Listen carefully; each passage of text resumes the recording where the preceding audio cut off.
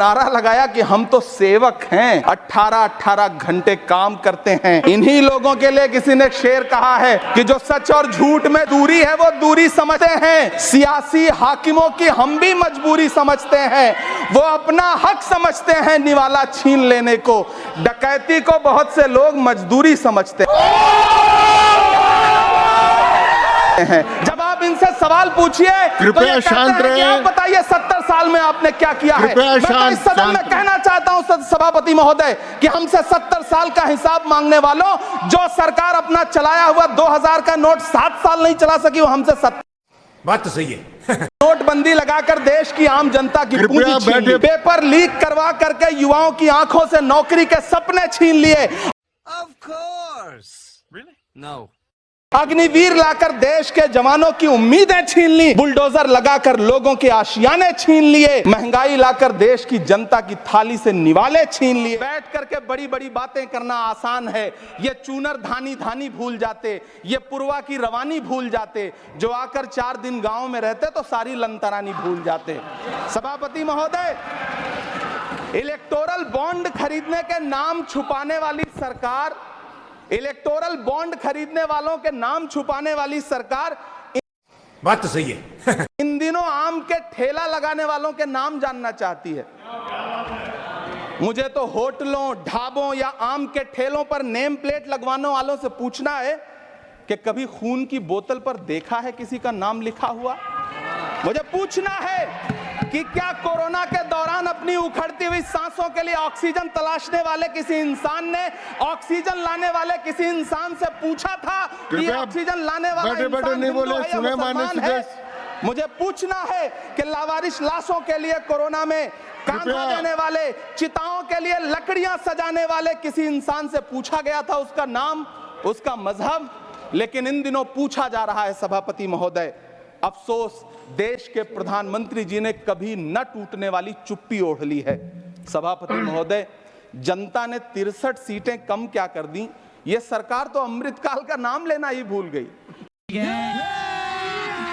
अभी मजा आएगा ना भिड़ो। ये भूल गई है अमृतकाल को, ये भूल गई है मनरेगा को, ये भूल गई है मौलाना आजाद नेशनल फेलोशिप को, ये भूल गई है मणिपुर को, ये भूल गई है महाराष्ट्र को।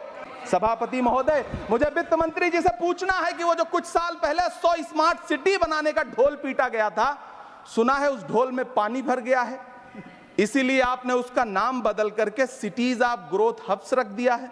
अच्छा है, नाम बदलने का खेल खेलते रहिए, आपकी कई सरकारें तो इसी वजह से चल रही हैं। इस सरकार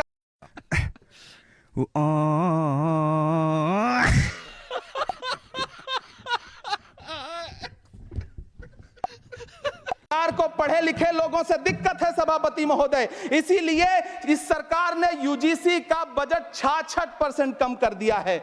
वाह सरकार।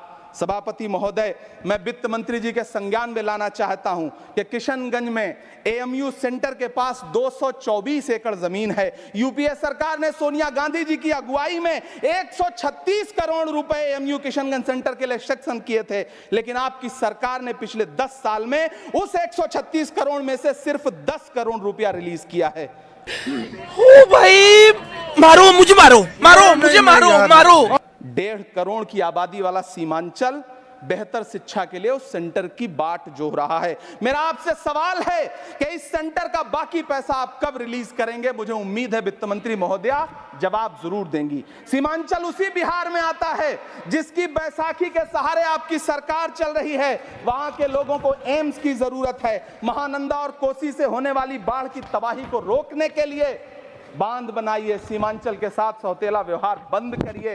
इकोनॉमिक कॉरिडोर बनाने से किसी राज्य का विकास नहीं होगा, विकास होगा स्वास्थ्य और शिक्षा के बुनियादी मुद्दों के लिए बजट देने पर। सभापति महोदय, एक तरफ तो इस बजट में पीएम आवास योजना के तहत 3 करोड़ अतिरिक्त मकान देने की घोषणा है और दूसरी तरफ लखनऊ के अकबर नगर में 1280 वो मकान हैं जिन्हें रिवर फ्रंट बनाने के नाम पे बुलडोजर से जमींदोज कर दिया गया। सभापति महोदय, लोग चीखते रहे, बच्चे बिलखते रहे, वसुधैव कुटुंबकम का नारा लगाने वाली सरकार इंसानों के घरौंदे उजाड़ कर जश्न मना रही है। सभापति महोदय, मेरा बहुत भावुकता के साथ देश के प्रधानमंत्री से सवाल है कि इन उजड़ते हुए मकानों और बेघर होते हुए घरों को देख कर है, आपको नींद कैसे आती है, आप सो कैसे पाते हैं? मेरा सवाल है इस देश के प्रधानमंत्री से, या तो लोगों के घरौंदे उजाड़ना बंद करिए या फिर करोड़ों मकान बनाने की झूठी घोषणाएं करना बंद करिए। यह बजट झूठ का पुलिंदा है, यह बजट आपके पिछले साल के बजट का कट कॉपी पेस्ट है, यह बजट हमारे चुनावी घोषणा पत्र की नकल करने की एक बेईमान कोशिश है। लेकिन कहावत है ना कि नकल के लिए भी अकल चाहिए। मेरे हाथ में एक तरफ न्याय पत्र है जो हमारा है और दूसरी तरफ अन्याय पत्र है जो आपका है। इस सरकार को आलोचना सुनने की आदत नहीं है सभापति। बोला तूने? क्या बोला तूने? क्या बोला तूने? बहुत तेज हो रहा है।